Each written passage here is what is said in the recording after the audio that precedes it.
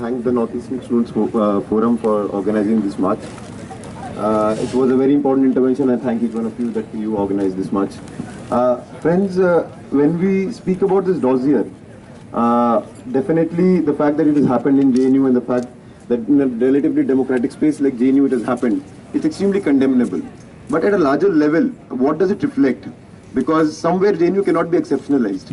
When we speak about JNU, we always say that JNU is no island, and all that goes around in the society finds reflection somewhere here as well. So it's not just about one individual, that is Amita Singh. Of course, she has to be taken to task. But somewhere, when we speak about racism, there's always this tendency to say that racism existed in America against the blacks, racism exists in Europe.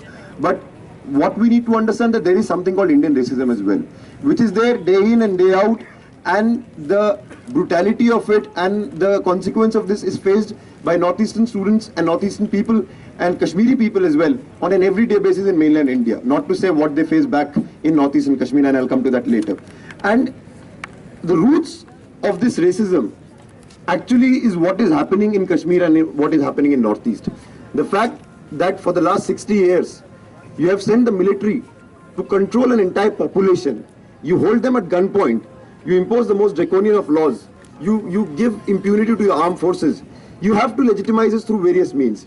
And that is how racism evolves in India. The fact that you have to say these are different people who are, this portrayal of Northeast, of Kashmir as disturbed areas, this portrayal of Kashmiri people and Northeastern people as some kind of militants, terrorists, this necessitates this racism.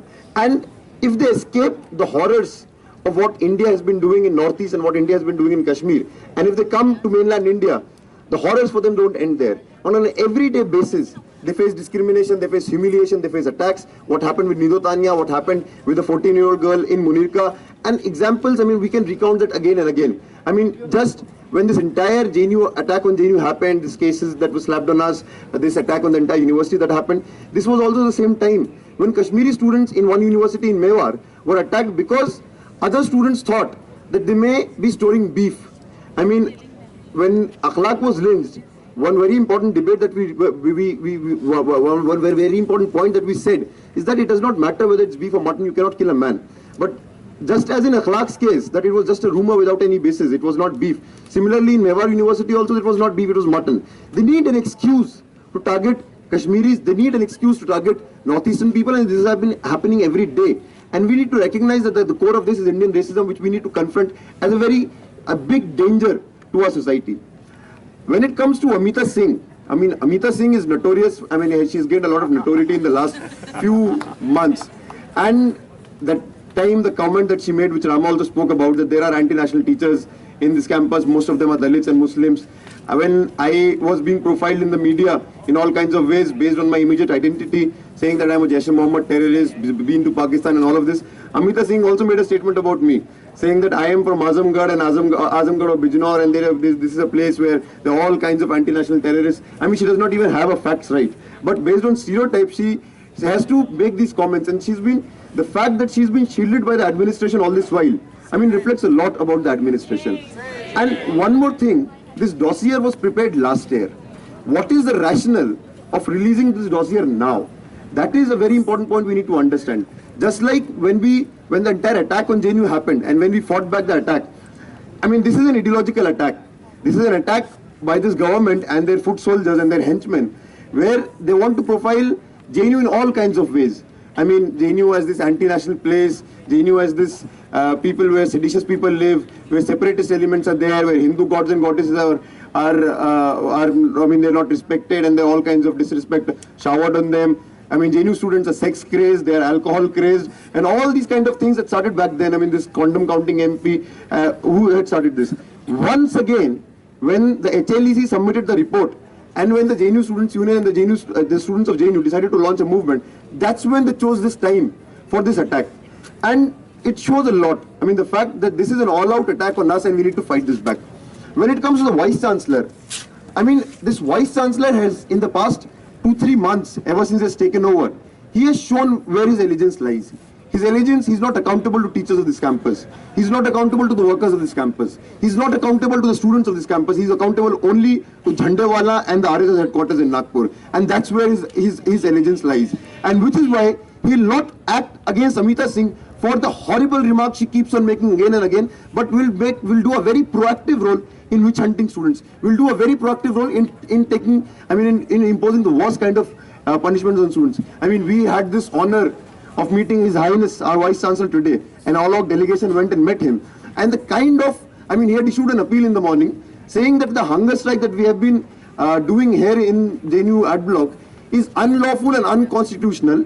Therefore, we should not do, if hunger strikes become unlawful and unconstitutional, I am no Gandhian, but I don't know, what the future beholds for us.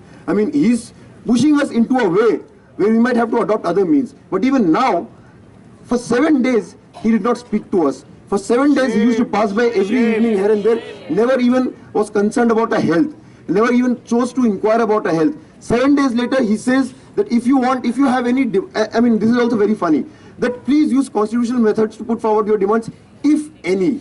As if he does not know what are our demands. And when we went to meet him, he said, please revoke, please take back your agitation. I'm really concerned about your family. I'm really concerned about your sisters, about your mothers, about your fathers. And that is why you should take back this hunger strike. I said, okay, हमको तो शौक नहीं hunger strike में बैठने का इस मई के महीने में. हमारे कुछ डिमांड थे, उस डिमांड का क्या?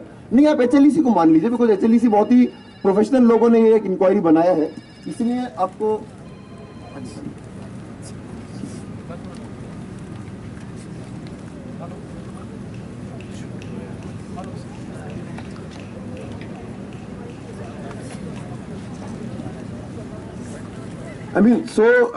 he refused to accept a single demand. He has refused to acknowledge a single demand. What we told him, point blank, sir, you have your dinner, you have your breakfast well. We are sitting on a hunger strike.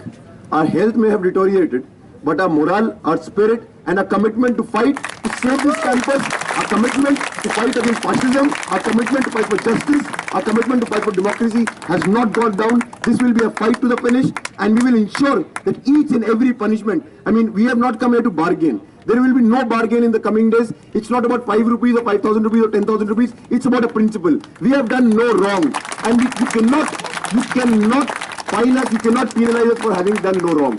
One more thing, as I said, this is an ideological attack. And this HLEC, the witch hunt, the Dossier, this condom counting MP making those kind of comments, all of this is part of that ideological attack. They don't want us to speak about certain things.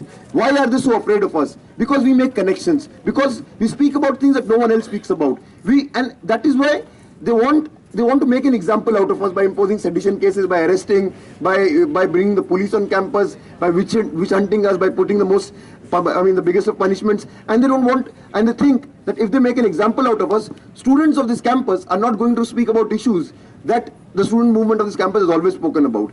I think today's march is an example that no one is going to stop speaking about all those things. We will speak in your face. You do what you want to do. We will speak about Kashmir. We will speak about Northeast. We will speak about what's happening to the workers across the different factories. We will speak about the Adivasis of Bastal, and we are not going to self-censor ourselves. The government of India, the Modi Sarkar, has launched an all-out war against the students. We take this as a challenge. We are going to fight back. The Northeastern students, the Kashmiri students, the Dalit students, the Muslim students, and the students' movement of this campus are going to stand shoulder to shoulder, and they're going to fight this back, and they're going to defeat each of these things. We have done the Dossier. We will ensure the punishments are revoked against all students, and we will also ensure one more thing, last thing I want to say, we will ensure that Amita Singh is thrown out of this campus.